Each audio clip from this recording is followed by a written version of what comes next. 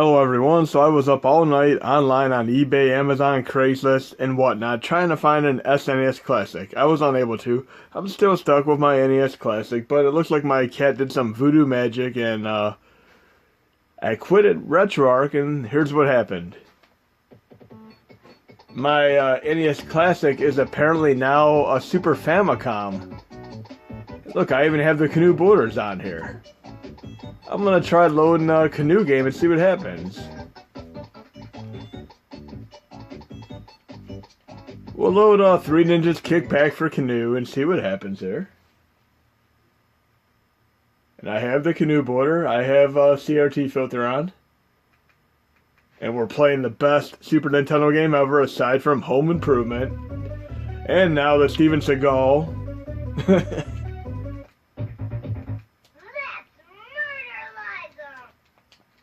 This is a case of a game that, even on Sega CD, the worst possible games you could play are fun to play because of the phenomenal soundtracks that almost each and every Sega CD game has.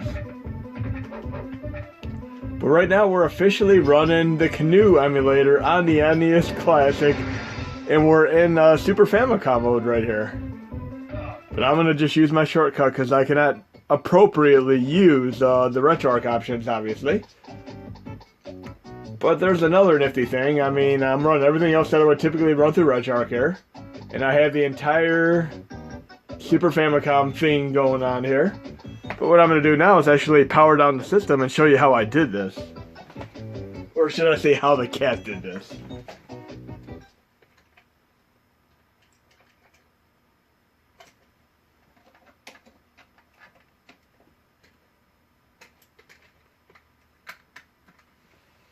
So we're booting into the flash drive.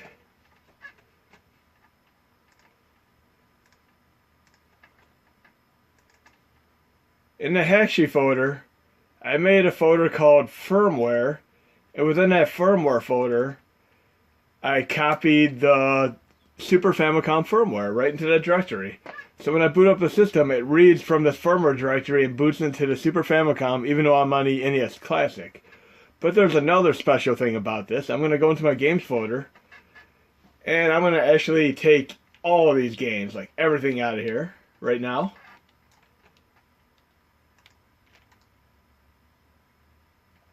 And I'm going to back them up. Let's just say Hashi backup folder.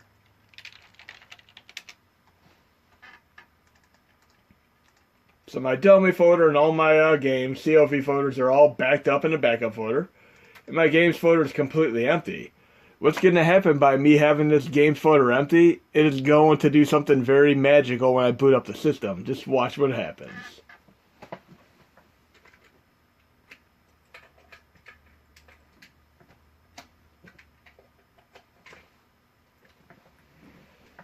And this could be done with the NES Classic if you do not have an SNES Classic, and vice versa.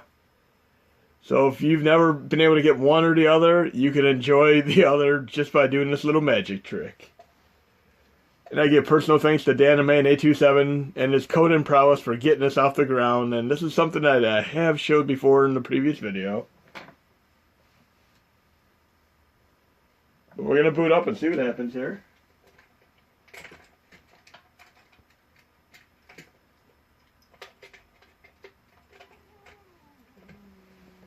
Okay, let's see what happens here. I'm booting with an empty games folder.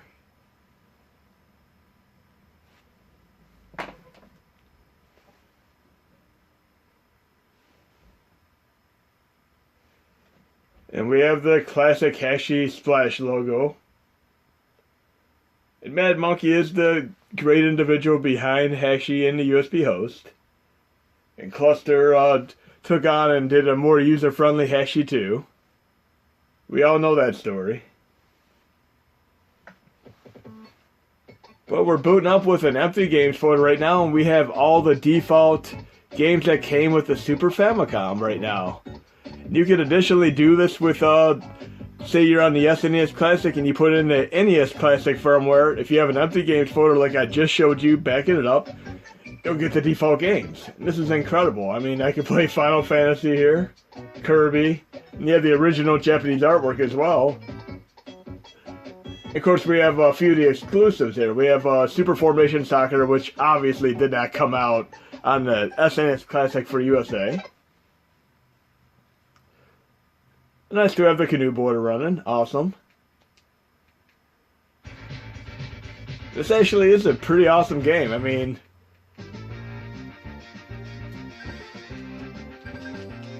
it's definitely highly entertaining going through some of the games that were in the different regions for the Super Famicom as well as the Famicom.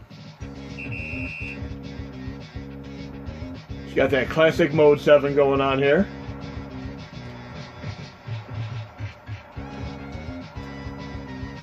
Okay. We're going to do one little more trick here. Let's see if we have anything else interesting in here. Then I'm going to show you one more magic trick for today. I'm loving all this original artwork here. This is incredible. That's obviously Super Ghosts and Ghosts there. Incredible.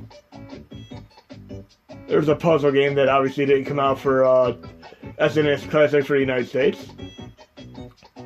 Really awesome. So I'm going to shut down and we're going to do one more magic trick.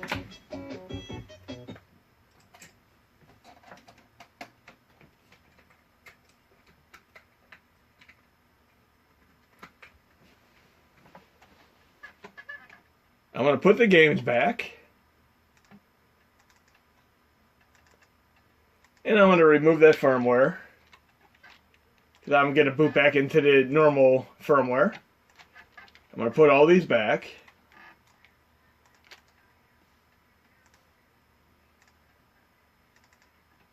And right now I have all my HMODs installed on my internal NAND flash memory.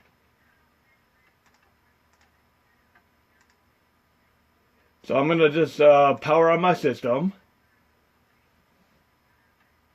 And I'll be able to see exactly which HMODs are installed if I do that.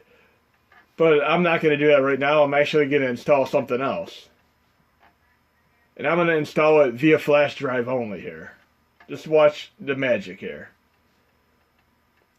Remember I said in my previous two tutorials for NAND internal flash memory as well as the USB host flash memory, I did this little thing here where you have 330 megabytes of internal NAND flash memory to work with for the NES Classic and 250 for the SNES Classic, and I recommended that you stick to the 300 range for the NES Classic and the 200 range for the SNES Classic. But the magic of the flash drive is you could actually run everything directly from the flash drive, and the HMOD that you need to do that is right here, way at the bottom, Dynamic External RetroArch. So here's what I'm going to do. I'm going to take it directly from my core set.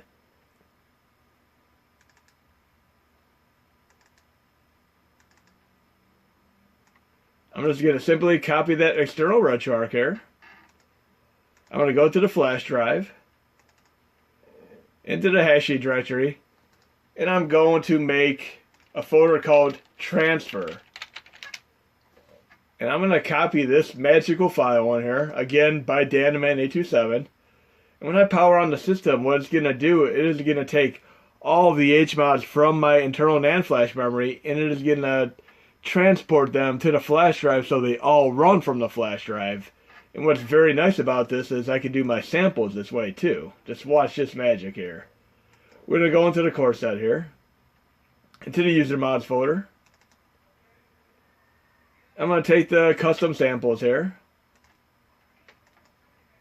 copy that over, and I'll do the Final Fight samples while I'm at it too. Into the extras, arcade, samples, and we're going to have Final Fight and Mortal Kombat both installed along with this. And these are all going to install to the flash drive instead of the internal flash memory here. So I have Mortal Kombat samples and Final Fight samples here. And once this is all said and done, I'm going to boot up and it's going to do the magic of installing, should I say, transporting all of the HMODs from the internal NAND flash memory to the flash drive.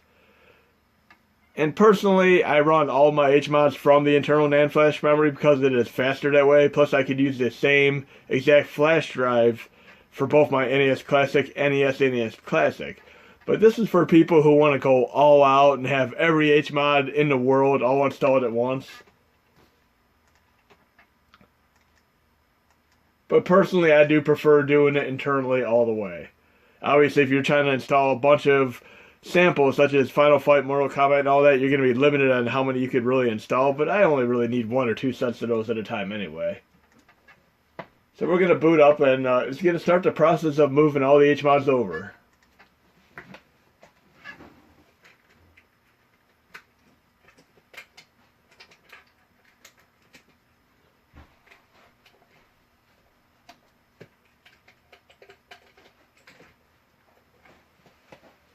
Okay, so we're booting up here.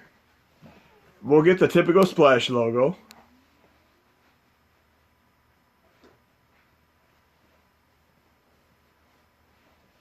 And right now it's reading the drive.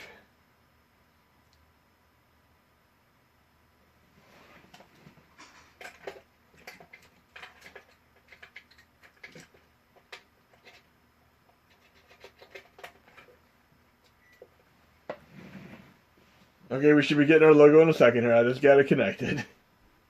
Okay? But it's going to do something completely different than it normally does. It's going to do a double splash screen to signify the fact that it is installing HMODs. So you get the initial splash screen just like here, but then it's going to do something entirely different. Right now it's doing the slow LED beep on the drive because it is still reading it, but then it's going to do fast repeated beeps. And it's getting to that point right now. But right now it is actually installing all the HMODs, and you're going to get a little message on the screen that says so. It does take about 5 to 10 minutes to do, so I'm not going to show you the entire process, but I'm going to show you what happens afterwards. Here we go. Transfer and please wait. So about 5 to 10 minutes from now, I'm going to have all my HMODs on the flash drive, and any other HMODs that I transfer are going to be on the flash drive. And I'm going to boot back to the computer to show you exactly how this works.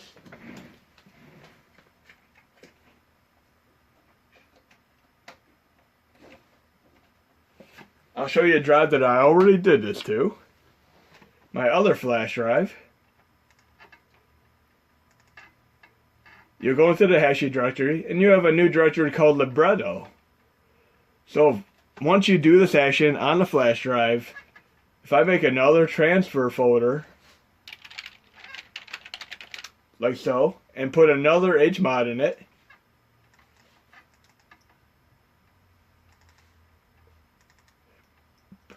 and I can take anything, like Croco DS. Once this libretto folder is on there and you're using the system that you did it with, when I boot up the system, it is actually going to transfer this to this folder here rather than the internal flash memory. So what you're going to have to do when you're done with this, you'd have to actually delete your libretto folder entirely and then go back into your NES Classic or SNES Classic, and you'd have to do a custom kernel flash, and you'd have to reinstall all your HMODs again. That way you could use the internal NAND flash memory all over again. But as long as you do that, again, I'll show you the name of this.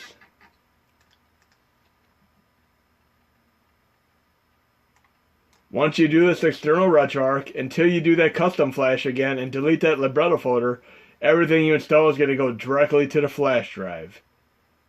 So by deleting this, I won't have that happen anymore.